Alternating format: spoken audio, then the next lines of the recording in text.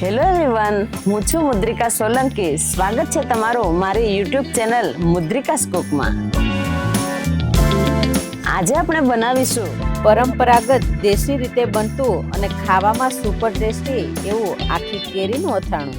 તો તેના માટે મેં આ નાની સાઈઝની આખી કેરીનું અથાણું થાય એવી નાની કેરી લીધી છે. આ રીતની કેરીને ધોઈ લીધી છે અને એકદમ કોરી પણ કરી લીધી છે. હવે કેરીને કટિંગ કરી લઈશું. તો અહીંયા આખી કેરીમાંથી જ આપણે આ રીતે 2 કાપા મારવાના છે, એટલે એની અંદર મસાલો ભરી શકાય.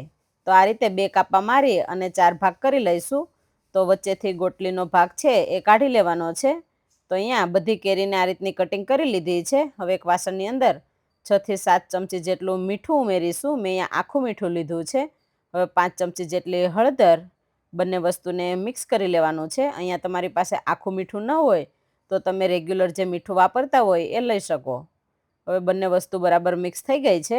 હવે કેરીની અંદર જે રીતે આપણે કાપો માર્યો છે એની અંદર ભરી લેવાનું છે. તો આ રીતે કેરીને ભરી અને કાચની બરણીની અંદર મૂકતા જઈશું, અથવા તો કોઈ વાસણની અંદર આ રીતે ભરીને મૂકી દેવાનું છે. તો 2 દિવસ આ રીતે ભરીને રાખશો એટલે મીઠાનું પાણી થશે.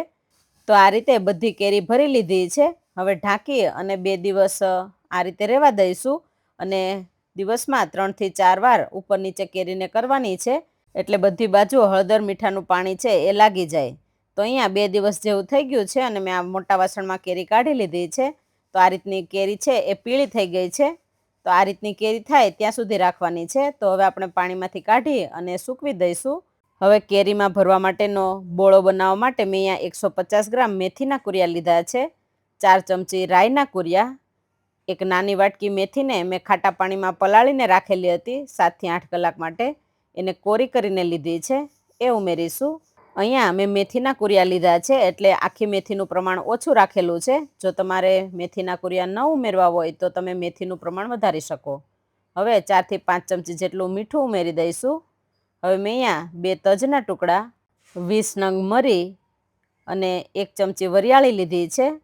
બધી વસ્તુને વાટી લેવાની છે. અહીંયા અધકચરું વાટવાનું છે, એકદમ ઝીણું નથી વાટવાનું. અડધી ચમચી હિંગ. હવે આપણે જે વાટીને લીધું છે મરી, તજ અને વરિયાળી, એ ઉમેરી દઈશું. હવે મેં અહીંયા 300 ગ્રામ તેલને ગરમ મૂકી દીધું છે. તેલમાંથી ધુમાડા નીકળે એટલું ગરમ કરવાનું છે. તેલ ગરમ થાય એટલે 5 લવિંગ, 10 નંગ મરી. અહીંયા તમારે સૂકા લાલ મરચાં જો ઉમેરવા હોય તો તમે ઉમેરી શકો. હવે તેલમાંથી આ રીતના ધુમાડા નીકળે એટલે પછી આપણે તેલને બોળાની અંદર ઉમેરી દઈશું. આ રીતનું ગરમ તેલ કરી અને તરત જ ઉમેરી દેવાનું છે. અહીંયા તમારે એકસાથે બધું તેલ ન ઉમેરવું હોય તો તમે થોડું તેલ ગરમ કરીને પણ ઉમેરી શકો. બાકીનું તેલ પછી ગરમ કરી અને ઠંડુ પાડીને ઉપરથી પણ ઉમેરી શકાય. હવે તેલ ઉમેરી અને તરત જ વઘારને ઢાંકી દેવાનો છે, એટલે એકદમ સરસ સુગંધ બેસી જાય. અહીંયા 2 દિવસ જેવું થઈ ગયું છે અને કેરી છે એકદમ સુકાઈ ગઈ છે. કેરીને દબાવો અને એમાંથી પાણી ન નીકળે એટલે સમજવાનું કે કેરી એકદમ સુકાઈ ગઈ છે. આ રીતે દબાવીને જોઈ લેવાનું છે.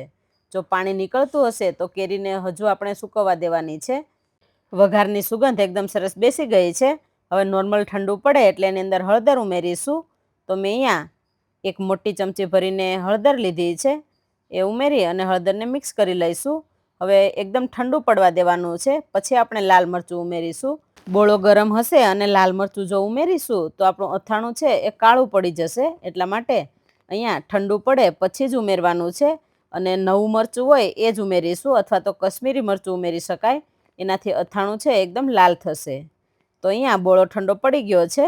હવે એની અંદર લાલ મરચું ઉમેરીશું. તો અહીંયા 3 ચમચી જેટલું તીખું લાલ મરચું અને 2 ચમચી કશ્મીરી લાલ મરચું. અહીંયા તમે તીખાશ પ્રમાણે લાલ મરચાંનો ઉપયોગ કરી શકો. હવે મેં અહીંયા 150 ગ્રામ ગોળ લીધો છે, એ ઉમેરીશું. ગોળને આ રીતે નાના ટુકડા કરી લીધા છે, અથવા તો તમે ગોળને છીણીને પણ ઉમેરી શકો. હવે ગોળને બોળા સાથે બરાબર મિક્સ કરી લેવાનો છે. અહીંયા ગોળ અને લાલ મરચું એકદમ બોળો ઠંડો પડે પછી જ ઉમેરવાનું છે, એ વાતનું ખાસ ધ્યાન રાખવું.